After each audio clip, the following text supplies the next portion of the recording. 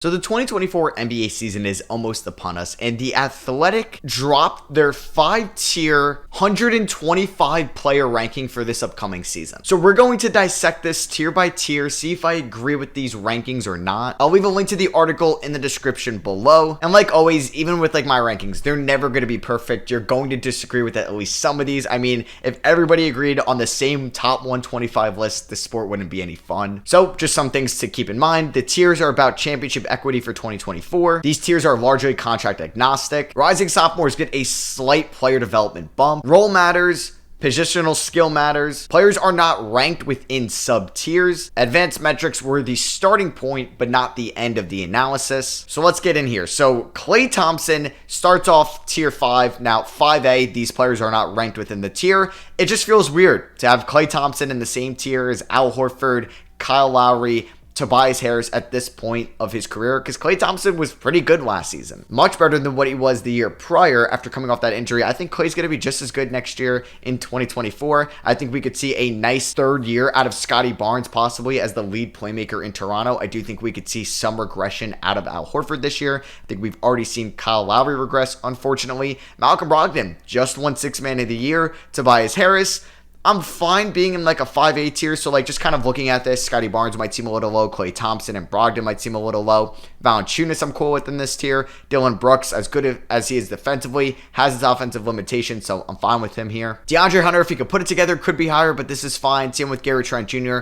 Anthony Simon seems a little bit low on service value, but we'll see who's ahead of him. Herb Jones, good defender, still has some offensive limitations as well, possibly. Jordan Poole, Mike Conley, Russell Westbrook. Okay, I get why Conley and Russ are here. Poole, we'll see how he does in Washington. I think the big thing for him will be his efficiency. Can he shoot 45+% from the field and 36+% from three? Or is it going to be like a 44% from the field, 33% from three season? And he's going to put up great points per game numbers, but not great efficiency. Nikola Vucevic, Clint Capella, Bogdan Bogdanovic, Karis LeVert. This is a big tier. Dinwiddie, Russell, Manuel Quickly. Interesting. I do think Vucevic is better than Clint Capella, but I don't think they're noticeably different. Bogdan Bogdanovic, like LeVert, like those type of score-first guards off the bench, fine with me. Same with Dinwiddie here. D'Lo, fine with this. I think Quickly might be a little bit better if you're looking at last year in 2023 and this upcoming year. Like same with Scottie Barnes. I think Quickly's going to have a nice season this year, and I think he's an underrated defender. Kevin Huerter, we know his role, fine with this. Norman Powell, PJ Washington, Terry Rozier, all these guys are fine with. Cam Johnson, I would think maybe a tier above. Really good shooter, just got paid. Pirtle I'm fine with. Keldon Johnson, inconsistent on the defensive end, but still good offensively. There's a lot of guys in this tier. Good lord. Kevon Mooney, Lou Dort, good defender. Will he ever be as efficient enough on the offensive end? Quentin Grimes, RJ Barrett. Whoa. Seems kind of interesting having him this low. But if you're going to have Jordan Poole in here, I guess have RJ Barrett, Alperen Şengün, Benedict Mathurin, DeAnthony Melton, Trey Murphy. I think Şengün should be a little bit higher. Mathurin and Melton I'm cool with. I think Murphy should be higher. Walker Kessler I think should be higher. Monk, Zubats, Grant Will, Gary Payton, all cool with. Jaden McDaniels I'd like to be a little bit higher as well. Jalen Green and Markelle Fultz. Okay, so this was just 5A. All right, so I just looked at tier 4, and there was some 4B and 4A guys, so I guess not really sure why it's just 5A as a whole. Why not just call it tier 5? I don't know. I guess because that's just how it's going to be for the rest of this. So yeah, some things like to come out. Like I said, there's some guys that I think maybe should be a little bit higher. We'll see in tier 4 if I think some of those guys should be lower, because if I'm going to raise some guys up, I got to drop some guys. So at first, I think Thompson and Scottie Barnes could be higher. Malcolm Brogdon as well. Simons, I get Jordan Poole's ranking. I think Quickly could be higher. I think Keldon Johnson could be higher. If I'm going to say Poole is good, I'm going to say RJ's good. I think Şengün could finish really good this season. Same with Trey Murphy, Walker Kessler, and Jaden McDaniels, as well as Markelle Fultz and Jalen Green. So everybody that I didn't mention, I think could even be a tier lower, at least for some of those guys, maybe like a Zubats, then like a Jordan Poole, and like an Al Horford instead of like an RJ Barrett, because I do like Grant Williams this year, and I think he's going to be good for the Dallas Mavericks. So tier 5 is definitely interesting. All right, so let's get here into tier 4 now, where we got Keegan Murray, Jalen Williams, Bruce Brown to start off the list. Now, I get how valuable Bruce Brown is, and he doesn't have a terrible contract, like if you were going to even think about that, just because of the high value, and they said it does value in slightly, but I don't know. I think like right now, and maybe even at the end of next year, Jaden McDaniels over Bruce Brown. I know Bruce Brown's a great role player, but if you want to keep Bruce Brown and what we saw for him do with Denver in the playoffs, that's fine with me. But Caruso here and Jaden McDaniels that far down. Now, I get Caruso's value over like an Anthony Simons. RJ Barrett, Jordan Poole, because I think you do value Caruso's defense. But I do think like Emmanuel Quickley could be better than like Alex Caruso. I do think Keldon Johnson could be better than Alex Caruso. I think Şengün could be better. Trey Murphy, Walker Kessler, I'd rather have than Alex Caruso because Kessler's younger, I think has a higher ceiling than what Caruso does as a player, like at Caruso's peak, which I think we're seeing it. And I do think like Caruso's defense is really good on the perimeter, but I also think Walker Kessler's defense is already so good at the 5. KCP, yes, underrated. I think I may have even underrated him in my top 30 shooting guard video. Bojan Bogdanovic, Josh Giddey, Kate Cunningham, Tower Hero, John Collins. Interesting. I mean, Giddey and Cade the same class, and we saw how good Giddey was last year while Cade was hurt, which I'm fine with, but we're really, okay, like, I do think Tower Hero is better than Jordan Poole and RJ Barrett and Anthony Simons, but we're now putting him in 4C and those guys in 5A. I guess, like, they're right there with each other. Jeremy Grant, okay, I'm surprised they value Jeremy Grant a lot because I know Jeremy Grant can be a good defender, but I think at times he could be inefficient, and I'm surprised over some of these guys that can at least be a little bit more efficient on both ends of the floor. So that's interesting to see. DeAndre Ayton, 4C. I think I'm like surprised the way they're ranking this. I'm surprised they didn't have Al Horford ahead of DeAndre Ayton, but I'm fine with that. I think DeAndre Ayton has become somewhat underrated just because he's getting paid a little bit of money. Marcus Smart, cool with. LaVine, a tier below Wemby. I think LaVine's going to have a better year than Wemby next year, and I think he's better right now. That is some high praise for sure.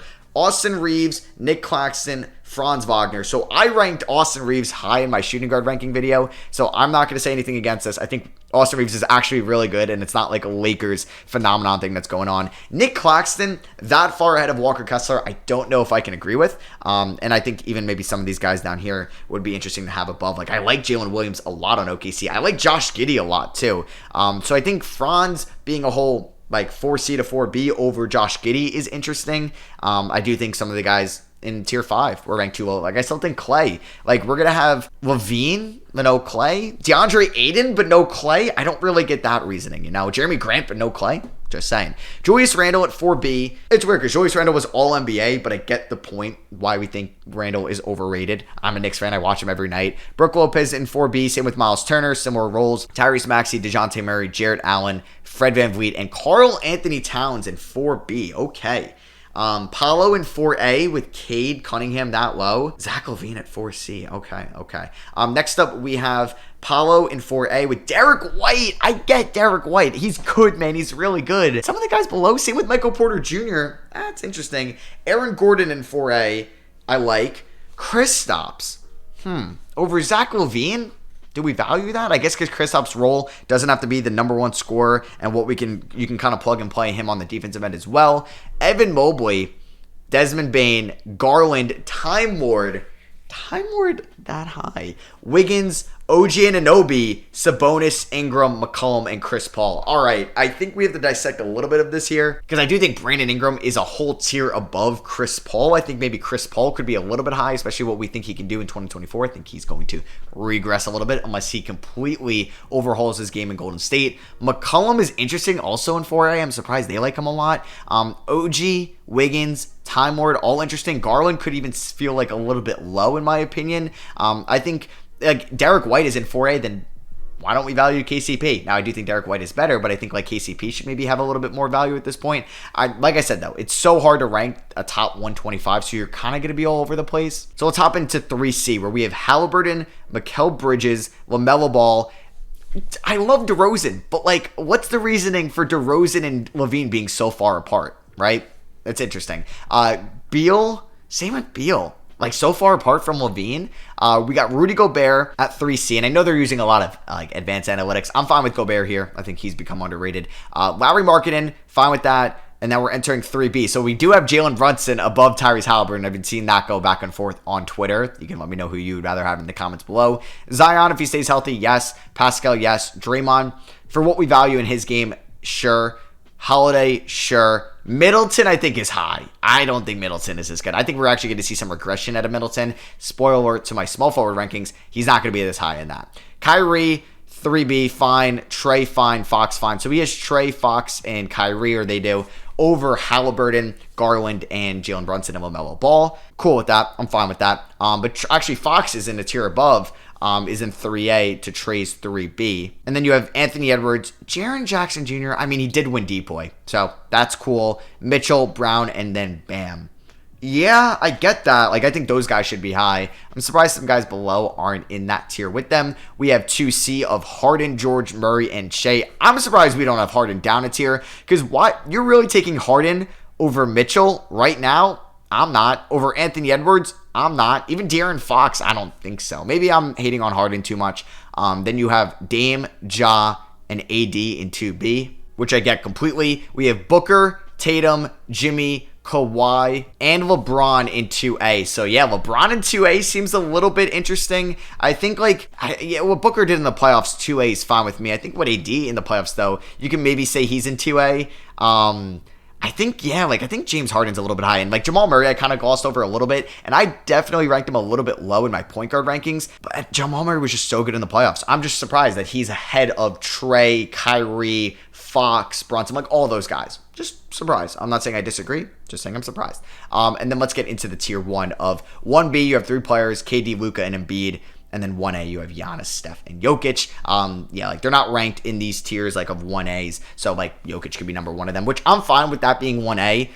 I'm fine with this being 1B. Honestly, KD, Luka, and Embiid, that's cool. I'm actually really cool with their tier 1. I think I would have put LeBron in 1B, I think. And then I would probably have Kawhi, Jimmy, Tatum, honestly, in 1B is interesting to do as well. I think Tatum could go in 1B. So I think you can move up LeBron and Tatum and then keep 2A with Kawhi, Butler, Booker, and I'd even graduate AD into that as well. So yeah, let me know what you guys think of this tier in the comments below. Like I said, it's going to be very tough to rank 125 players. So if you guys did enjoy the video, I would appreciate you dropping a thumbs up. Let me know in the comments if you guys do enjoy these reaction style videos. Because ESPN's going to be dropping their top 100 list, which is always fun to do. I will have my official FIBA predictions out next, as well as my top 30 small forward ranking out on Sunday. So thank you all for watching. I love you guys, and I'll catch you on the next one. Peace.